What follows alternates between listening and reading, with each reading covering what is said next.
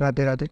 तो इससे पिछले वीडियो में हम लोगों ने इनपुट टाइप कास्टिंग और कमेंट्स के बारे में बात करी थी, और आज हम लोग जो बात करने वाले हैं वो है ऑपरेटर्स के बारे में। अगर आपने पिछला वीडियो नहीं देखा है तो आपको ऊपर कहीं मिल जाएगा, आप जाके देख सकते हैं। और फटाफट से मैं यहाँ पे न्यू फाइल क्रिएट कर लेता हूँ op.c, और इसको मैं एंटर करूँगा। और बेसिकली सी के अंदर जो होते हैं वो 4 टाइप के ऑपरेटर्स होते हैं। तो उसमें पहला तो आता है अर्थमेटिक ऑपरेटर्स, ठीक है, जिसके अंदर आते हैं हमारे मैथमेटिकल ऑपरेशंस, यानी कि प्लस हो गया, माइनस हो गया, मल्टीप्लाई हो गया, और उसके बाद में हो गया डिवाइड हो गया, फिर हो गया मॉड्यूल हो गया, फिर प्लस प्लस और माइनस माइनस। ये बेसिकली यूनरी ऑपरेटर्स भी कहलाते हैं, यानी कि किसी भी वैल्यू में +1 करने के काम में आते हैं या -1 करने के काम में आते हैं। इसको अगर आप लोग किसी वेरिएबल के पहले लगाते हैं तो यानी कि वो वैल्यू प्लस पहले 1 प्लस होगी, फिर उसके अंदर असाइन होगी। और अगर बाद में लगाते हैं तो यानी कि वो पहले उस वेरिएबल की जो डिफ़ॉल्ट वैल्यू है वही होगी, और उसके बाद में उस वैल्यू को वो +1 करेगा, ठीक है। उसके बाद में जो हमारे ऑपरेटर आ जाते हैं वो आ जाता है असाइनमेंट ऑपरेटर्स, यानी कि किसी भी वेरिएबल में किसी चीज़ को असाइन करना है, यानी कि इक्वल आ गया या फिर प्लस इक्वल आ गया या माइनस इक्वल आ गया, ये सारी चीज़ें। उसके बाद में हमारा आ जाते हैं कंपैरिजन ऑपरेटर्स, और कंपैरिजन ऑपरेटर्स के अंदर में आ जाते हैं किसी भी दो चीज़ के बारे में कंपेयर करना है, यानी कि लेस देन है या ग्रेटर देन है या बराबर है इक्वल, या लेस देन इक्वल है या फिर ग्रेटर देन इक्वल है, वो सारी चीज़ें। उसके बाद में हमारा आ जाते हैं लॉजिकल ऑपरेटर्स। तो लॉजिकल के अंदर हमारे पास में 3 ऑपरेशंस है। पहला हो गया एंड, दूसरा और उसके बाद में एक आ जाता है नॉट, ठीक है। तो ये सारी चीज़ें क्या होती है इस बारे में बात कर लेते हैं। सबसे पहले आ जाते हैं अर्थमेटिक ऑपरेटर्स के बारे में। तो यहाँ पे मैं फटाफट से बेसिक एक सिनेटेक्स लिखूँगा, यानी कि हैश इंक्लूड। सिनेटेक्स कैसे लिखते हैं, सिंटेक्स क्या होता है, पिछले 2 वीडियो में हमने बात करी है। अगर आपने वो वीडियोस नहीं देखे तो आप जाके ज़रूर देखें। और यहाँ पे मैं लूँगा इंट मेन फंक्शन पैरेंथेसिस के बाद में क्लोजर, ये चीज़, और उसके बाद में मैं कर लेता हूँ इसको रिटर्न 0, ठीक है। इंट मेन लेते हैं तो रिटर्न बहुत ही ज़्यादा इंपॉर्टेंट चीज़ है। अब मैं यहाँ पे 2 वेरिएबल ले लेता हूँ, x इक्वल्स टू 10 कर लेते हैं और y इक्वल्स टू 2 कर लेते हैं, और सेमी कॉलन बहुत ज़्यादा ज़रूरी है। अब मैं यहाँ पे लूँगा printf स्टेटमेंट, और उसके बाद में मैं इसके अंदर ले लूँगा ऐड और %d, क्योंकि हम लोग इंटीजर टाइप पे बात कर रहे हैं तो %d, और यहाँ पे मैं ले लूँगा x और प्लस y, ठीक है। ये चीज़ हो गई, और सेमी कॉलन में यहाँ पे लगा देंगे, और एक चीज़ मैं यहाँ पे लगा दूंगा \n, क्योंकि हमको न्यू लाइन के अंदर चाहिए, ठीक है। अगर आप चाहो तो ये चीज़ आप एक नए वेरिएबल में असाइन करके भी यहाँ पे डाल सकते हो, ठीक है। और मैं इसको करूँगा डुप्लीकेट, यानी कि ये माइनस का हो गया, फिर ये मल्टीप्लाई, ये डिवाइड, ये प्लस प्लस, माइनस माइनस, और ये मॉड्यूल, ठीक है। ये सारी चीज़ हो गई।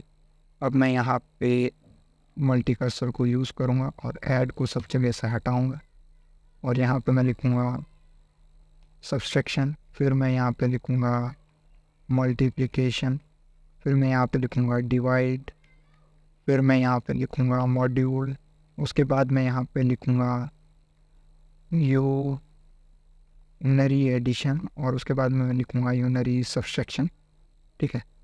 और यहाँ पे मैं इन ऑपरेशंस को चेंज करने वाला हूँ थोड़ा सा, यानी कि प्लस का हम लोग कर देंगे माइनस, फिर हम लोग कर देंगे मल्टीप्लाई, फिर हम लोग कर देंगे डिवाइड, उसके बाद हम लोग कर देंगे मॉड्यूल, उसके बाद में हम लोग कर देंगे x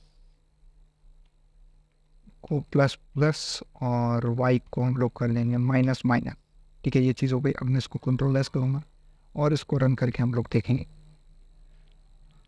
तो हमारे पास में एक बहुत ही अच्छा सा आउटपुट आ रहा है, जिसमें एडिशन आ गया है, यानी कि 10 + 2 8 हो गए, 12 हो गए, फिर 8 हो गया, फिर 20 हो गया, 5 हो गया, मॉड्यूल 0 हो गया, रिमाइंडर नहीं बच रहा है इसलिए, और फिर यूनरी एडिशन है और यूनरी सब्सट्रैक्शन। तो ये जो होते हैं ये सारे के सारे हमारे होते हैं अर्थमेटिक ऑपरेटर्स। और अब हम लोग बात कर लेते हैं असाइनमेंट ऑपरेटर्स के बारे में। तो मैं इस चीज़ को कॉपी करूँगा, इसको कमेंट करूँगा, और असाइनमेंट ऑपरेटर वाली कमेंट के नीचे इस चीज़ को मैं पेस्ट करूँगा, और प्रिंट के स्टेटमेंट को हटाते हुए। अब असाइनमेंट ऑपरेटर क्या होते हैं कि किसी चीज़ को असाइन करके रखना, यानी कि यहाँ पे जो इंट x मैंने लिया है ठीक है, और इसके अंदर मैंने 10 वैल्यू को असाइन कर रखा है इक्वल ऑपरेटर्स, ठीक है। एक तरीके से और भी असाइनमेंट ऑपरेटर होते हैं, और वो चीज़ ये होती है कि आपने लिखा x और फिर आपने लिखा प्लस इक्वल्स टू 2, यानी कि इसका मतलब क्या हुआ, ये जो वैल्यू है वो x इक्वल्स टू x और फिर प्लस 2 ये चीज़ है, ठीक है। तो अगर मैं इन दोनों को प्रिंट करूँगा तो मेरे पास में सेम वैल्यू आएगी, ठीक है। तो एक को मैं यहाँ पे कमेंट कर देता हूँ, और अभी हम लोग एक वैल्यू प्रिंट करके देख रहे हैं, और यहाँ पे मैं एक बार इसको भी कमेंट कर देता हूँ, इसको कंट्रोल एस करेंगे और मैं इसको रन करके देखेंगे। तो अब यहाँ पे हमारे पास में आउटपुट आ रहा है 10, ठीक है। अब अगर मैं इसको हटा दूँ, इसको कंट्रोल एस, अब मैं अगर इसको रन करूँगा तो 10 + 2 होकर हमारे पास में आउटपुट आ जाएगा। और अगर मैं इसको कमेंट करूँ और नीचे वाली चीज़ को वापस से अनकमेंट करके इसको कंट्रोल एस 2 की ज़िंदगी की इसको रन करके देखें तो भी हमारे पास में 12 आउटपुट आएगा, ठीक है। क्योंकि ये दोनों चीज़ें एक ही, बस लिखने का तरीका अलग है। तो इस तरीके से हमारे असाइनमेंट ऑपरेटर्स जो है वो वर्क करते हैं। तो इस चीज़ को मैं फटाफट से कर लेता हूँ, कॉपी और कमेंट, कंट्रोल सी करेंगे इसको, और ये हम लोगों ने कर दिया इसको कमेंट। तो अब हम लोग बात कर लेते हैं कंपैरिजन ऑपरेटर्स के बारे में। तो जल्दी से यहाँ पे पेस्ट कर देते हैं इस चीज़ को, और ये सारी चीज़ मैं हटा दूंगा। कंपैरिजन ऑपरेटर्स क्या होते हैं, किसी भी दो चीज़ के बारे में कंपेयर करना। तो यहाँ पे मैं लिख देता हूँ x < y, अगर ऐसा होता है, ठीक है, अगर x y से कम होता है तो वो मुझे 1 रिटर्न करेगा, यानी कि ट्रू है। और अगर ऐसा नहीं होता है, फॉल्स स्टेटमेंट आती है, तो वो मुझे फॉल्स रिटर्न करेगा, यानी कि 0। तो एक बार इस चीज़ को हम लोग रन करके देखेंगे, कंट्रोल एस 2 की ज़िंदगी की, और ये मैं किया रहा, और यहाँ पर मुझे आउटपुट में 0 मिल रहा है, क्योंकि यहाँ पे x की वैल्यू 10 है और y की वैल्यू 2 है।